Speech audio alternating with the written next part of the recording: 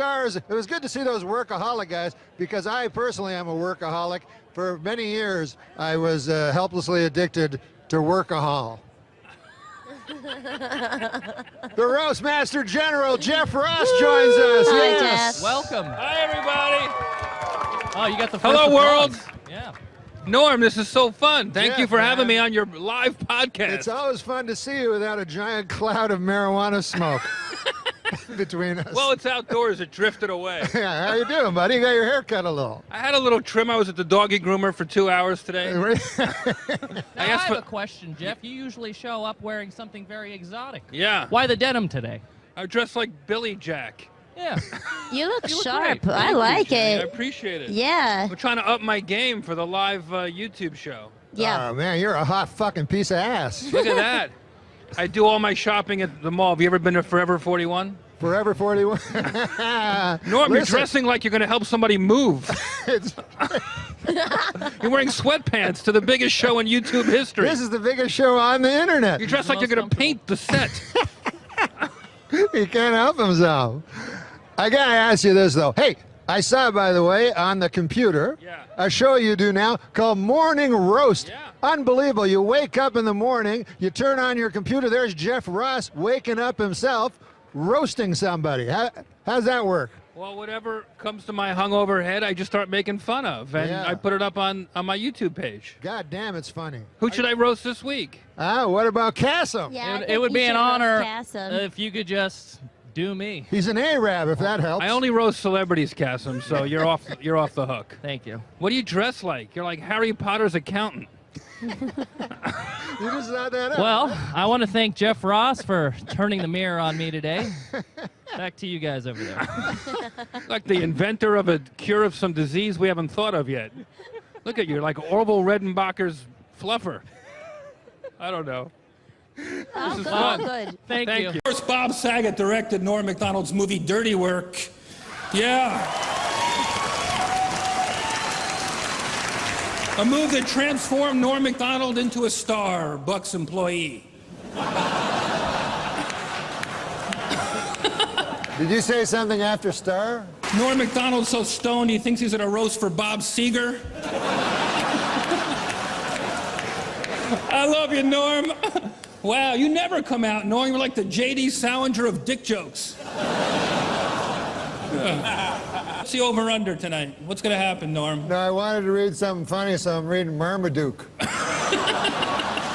Oh, my God. This is what happens when you book a dais off Craigslist.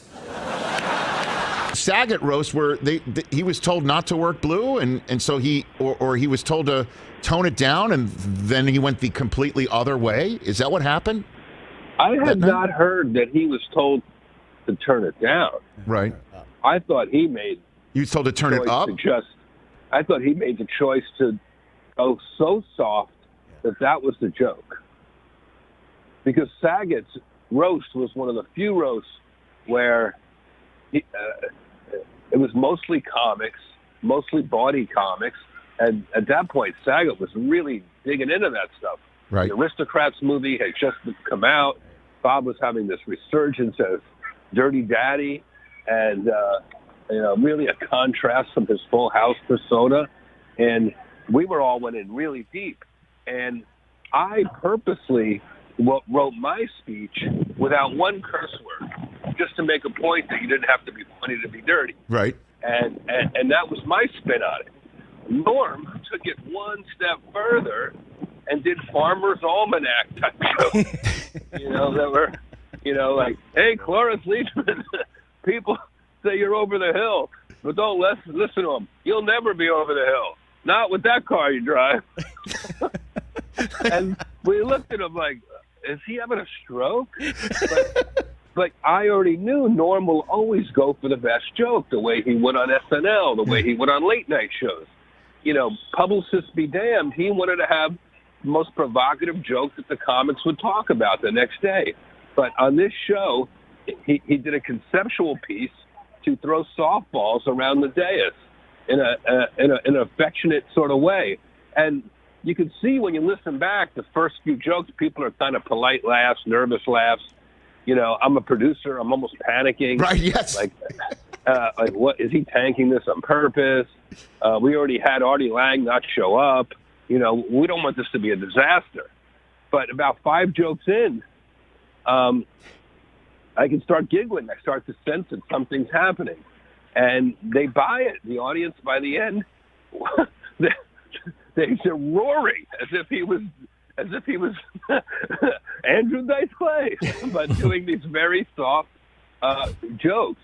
And I think it was a nice denouement or a nice chapter from his post SNL where he was provocative and pushed the envelope, especially with his OJ jokes.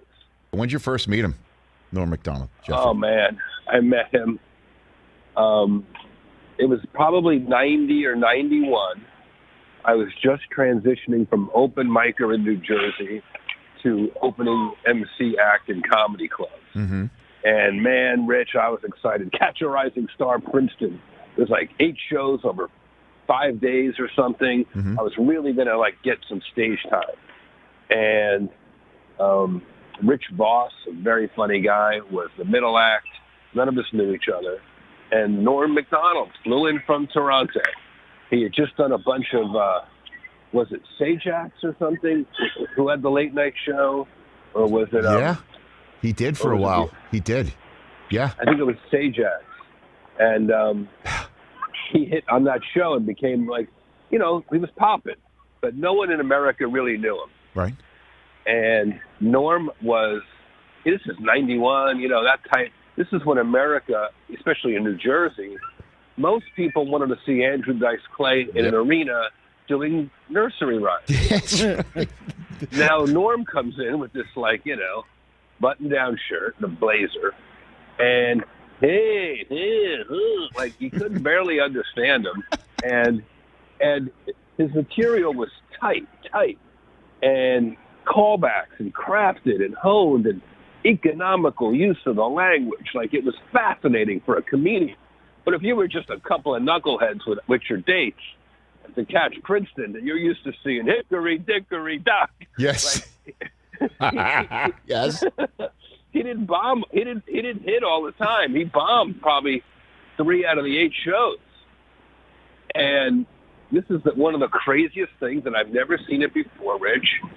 After the shows, as people were paying their checks, Norm would go to the exit and greet every single customer as they left. Come on. The more he bombed, the longer he stayed there. And it was so hilarious, and it made him a mystery to me, an enigma to me right away, why he loved that part of it. And if he killed, he'd go right out the back to the green room and break out a deck of cards, and we'd play poker. He'd love to play poker. So my first experiences with him were very, very all in, we should say.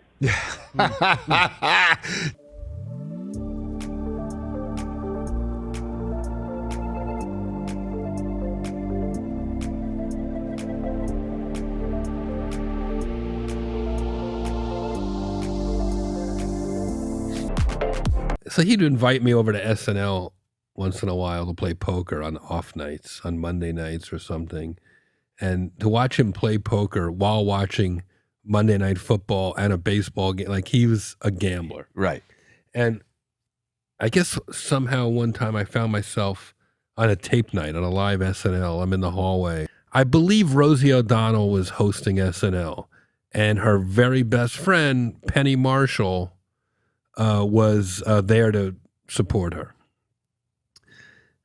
Penny Marshall, at the height of her movie director swag, is walking through the hallway with her head down, sunglasses on, baseball hat, doesn't want to be bothered, treating all these basically writers and NBC employees and me and Norm as big timing us, pretending we're just looky-loos out on the street, right? Just doing a celebrity don't bother me moment. Flyby. Thank you. And Norm picks up on it And he just starts pointing and screaming, Laverne! Laverne! Laverne! And she didn't look up. She never knew it was Norm. She was just gone. Oh my gosh.